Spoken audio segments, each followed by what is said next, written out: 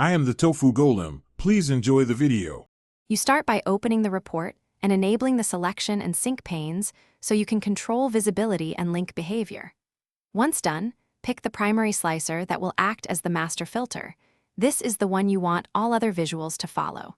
Make sure your visuals use fields from the same granularity or related tables so filtering behaves predictably. Also confirm relationships in the model. Without proper relationships, sync will not filter correctly.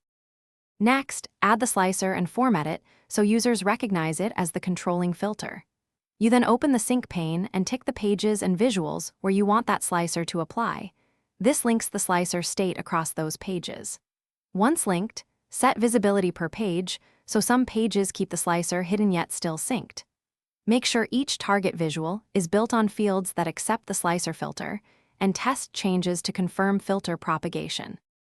To finish, test the synced slicer across pages and visuals, cycling through values to confirm consistent filtering. If you use bookmarks, capture the slicer state to restore complex views. Make sure bookmark captures data.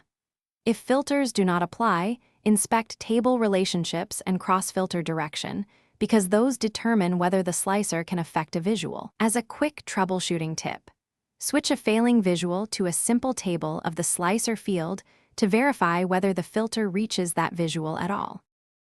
Thanks for watching. Consider subscribing if we helped you today.